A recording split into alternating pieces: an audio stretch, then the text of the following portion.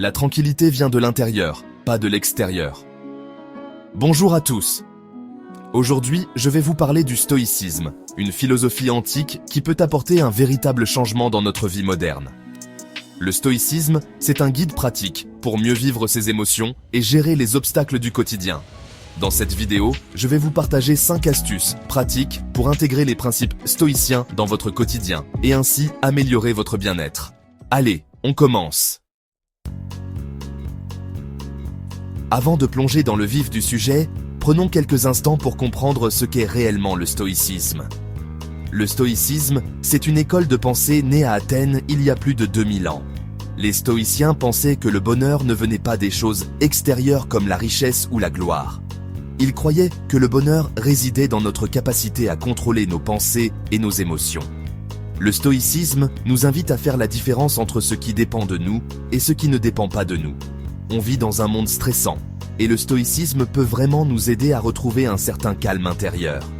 Alors, si vous vous sentez souvent stressé, anxieux, dépassé par les événements, le stoïcisme peut vous apporter des outils précieux pour reprendre le contrôle de votre vie. La première astuce, c'est la base du stoïcisme. Apprendre à faire la différence entre ce qui dépend de nous et ce qui ne dépend pas de nous. Imaginez la situation suivante. Vous êtes coincé dans les bouchons alors que vous êtes déjà en retard pour un rendez-vous important. La première réaction, c'est souvent la frustration, la colère, l'agacement.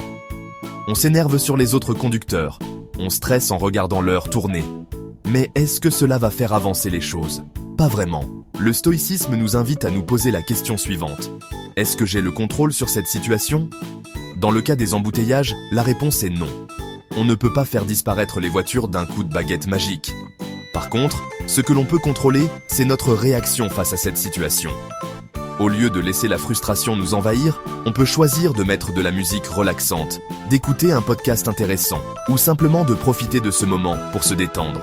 Apprendre à différencier ce qui dépend de nous et ce qui ne dépend pas de nous, c'est un peu comme si on mettait des œillères. On se concentre sur ce que l'on peut contrôler, nos pensées, nos émotions, nos actions. Au début, ce n'est pas toujours évident, je vous l'accorde. Mais avec un peu de pratique, cela devient plus naturel. Vous verrez, cela fait toute la différence. Passons maintenant à la deuxième astuce stoïcienne, la pratique de la gratitude. Dans notre société actuelle, on a souvent tendance à se focaliser sur ce qui ne va pas, sur ce qu'on n'a pas. On oublie souvent de regarder tout ce que l'on a de positif dans notre vie. La gratitude, c'est l'antidote parfait à ce cercle vicieux du négatif. C'est le fait de prendre conscience de toutes les petites choses positives qui nous entourent et d'en être reconnaissant. Comment faire concrètement? Chaque soir, avant de dormir, prenez quelques minutes pour noter dans un carnet 3 choses pour lesquelles vous êtes reconnaissant. Cela peut être des choses toutes simples. Un bon repas, un moment de rire avec des amis, un rayon de soleil qui traverse la fenêtre. Le simple fait de vous concentrer sur des pensées positives va transformer votre état d'esprit. Progressivement, vous allez remarquer que vous vous sentez plus heureux, plus serein, plus optimiste.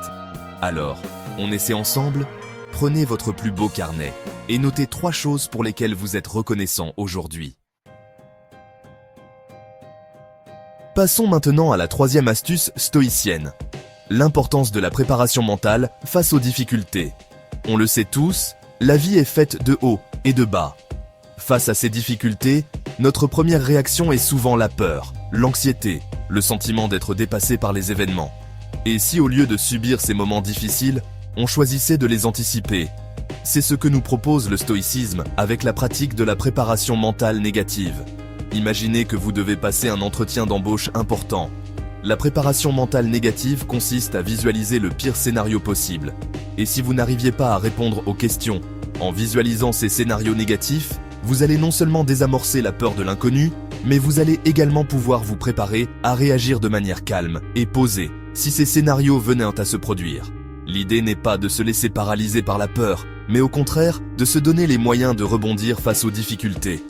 En nous préparant mentalement aux difficultés, on se donne toutes les chances de les surmonter avec plus de sérénité et de courage. On continue avec la quatrième astuce stoïcienne, l'acceptation de l'incertitude. On vit dans une société où l'on cherche constamment à tout contrôler, à tout prévoir. Mais la réalité, c'est que la vie est imprévisible. Il y a des événements extérieurs, des imprévus, qui viennent te bousculer nos plans, nos certitudes. Le problème, c'est que cette quête de contrôle, elle génère souvent du stress, de l'anxiété.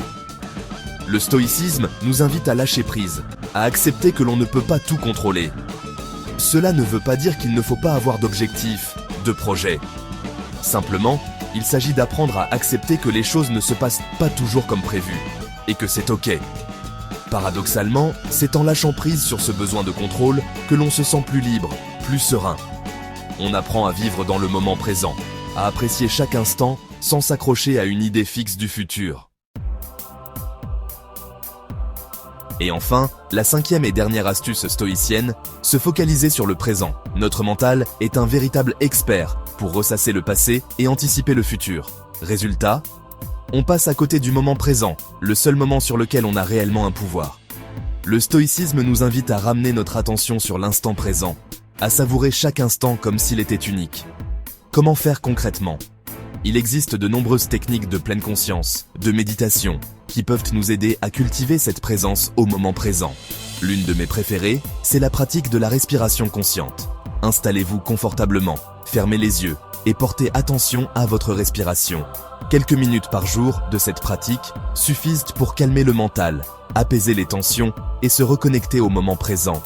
En vivant pleinement l'instant présent, on cesse de se projeter dans le passé ou dans le futur. Voilà, vous l'avez compris, le stoïcisme, ce n'est pas une philosophie poussiéreuse réservée à une élite. C'est un mode de vie accessible à tous, qui peut nous aider à vivre plus sereinement, en accord avec nous-mêmes. Pour résumer, nous avons vu 5 astuces. Différencier ce qui dépend de nous, pratiquer la gratitude, se préparer mentalement, accepter l'incertitude et se focaliser sur le présent. J'aimerais que vous essayiez l'une de ces astuces cette semaine et que vous partagiez votre expérience dans les commentaires ci-dessous. Et surtout, n'oubliez pas de vous abonner pour ne pas manquer nos prochaines vidéos sur le stoïcisme et d'autres sujets de développement personnel. Prenez soin de vous et à très vite.